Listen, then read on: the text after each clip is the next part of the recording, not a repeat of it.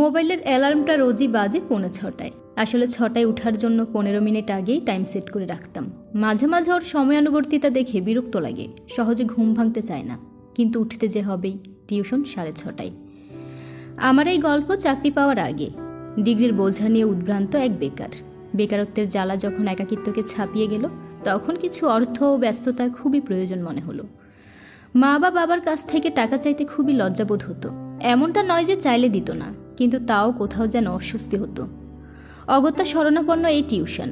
বেকারদের কাছে বিনা ইনভেস্টে যদি কিছু করার থাকে, তা হলো টিউশন। অর্থের প্রয়োজন ছিল খুব, অন্তত মা বাবাকে একটু অব্যাহতি দেবার জন্য। এ এক কঠিন জীবন। বেছের সবার কাছে মাইনে চাইতে পারতাম না, লজ্জা লাগতো বেশ। ফলে গোটা 15 করে ছেলে পড়লেও মাসে রেগুলার মাইনে দিত হয়তো 6-7 জন। অবশেষে বেশিরভাগটাই স্পেশাল, মানে বাড়িতে গিয়ে পড়াবো ঠিক করলাম। এ আরেক বিচিত্র অভিজ্ঞতা। প্রতি বাড়িতে শুরুর আগে মাইনে কত নেব জানতে চাইল। ভীষণ অস্বস্তিকর প্রশ্ন। এক তিক্ত অভিজ্ঞতার সাক্ষী থাকি। ব্যাপারটা এরকম, আমাদের এরিয়ায় স্পেশাল পড়ানোর যে রেট চলছিল তাই সবাইকে বলতাম।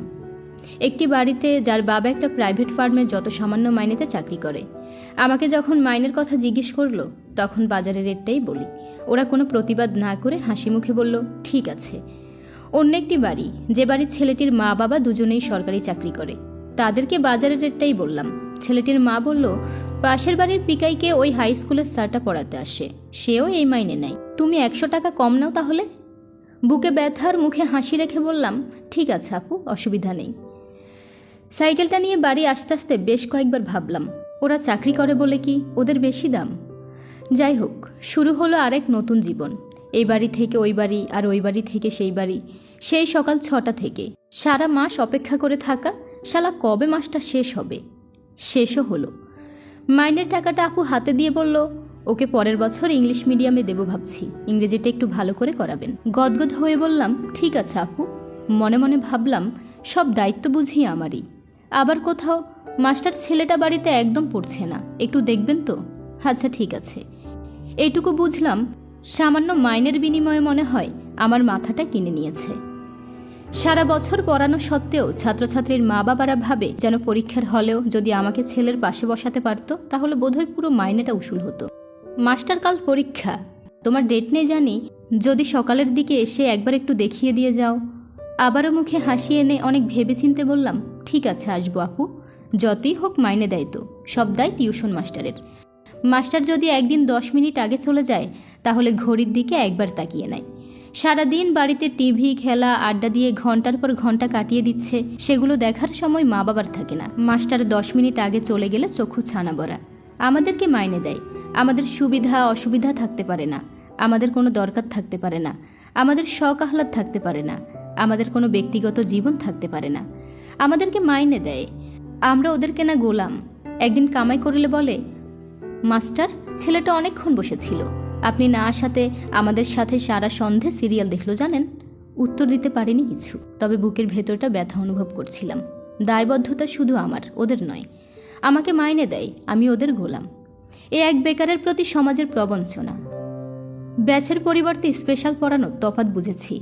ব্যাচে হয়তো সবার মাইনে পেতাম না ঠিকই, কিন্তু আমি ছিলাম রাজা। আর স্পেশাল বাড়িতে প্রতি মাসে মাইনে থাকলেও আমি ওদের গোলাম। এই রাজা গোলামের চক্রে আজ অনেক বেকার ভাই বোনেরাই শিকার। বলতে বাধা নেই, বেকারকে ফালতু বলেই ভাবা হয়, সমাজ তাকে তাচ্ছিল্যই করে। একটা অপদার্থ ফালতু ছেলেই ভাবে। বেকার টিউশন মাস্টারের কোনো সম্মান নেই, বেকার টিউশন মাস্টারের কোনো লজ্জা থাকতে নেই, বেকার টিউশন মাস্টারের কোনো জীবন নেই। যে টিউশন মাস্টার শীত গ্রীষ্ম বর্ষে উপেক্ষা করে রানারের মতো দিনের পর দিন এ বাড়ি থেকে ও বাড়ি ছুটে চলেছে দায়িত্ব পালনের জন্য, বিনিময়ে মেলে তির্যক মন্তব্য আর সামাজিক অবহেলা। এই জীবনের একটাই কথা, তোমাকে মাইনে দেওয়া হয়, তুমি সব কিছু বিসর্জন দাও, সব দায়িত্ব তোমার। আমি যে বেকার টিউশন মাস্টার, কম পয়সায় পুষ্টিকর খাদ্য পরিবেশন করাই আমার কাজ। ডিগ্রির বোঝা থাকা এক বেকারের জীবন কিনে এরা অল্প দামে, আর ঘুষ দিয়ে বা টাকা দিয়ে সার্টিফিকেট বের করে বা চ্যানেল ধরে চাকরি পাওয়া ব্যক্তিদের তোষামোদ বা সম্মান করতে জানে এই সমাজ। একই যোগ্যতায় একজন সরকারি শিক্ষক টিউশন পড়ালে সে হয় মহাপুরুষ বা সর্বজ্ঞানী, আর যোগ্যতা থাকা সত্ত্বেও চাকরি না পাওয়া ওই বেকার ছেলেটি হয় অপদার্থ। যে সমস্ত বন্ধুরা তাদের সন্তানের পড়াশোনার জন্য টিউশন মাস্টার রাখেন, তাদের প্রতি বিশেষ অনুরোধ, দয়া করে আপনারা বেকার ভাই বোনদের কাছে পড়ান, তাদের সাথে ভালো ব্যবহার করুন, তাদের ব্যথাটাও একটু বোঝার চেষ্টা করুন।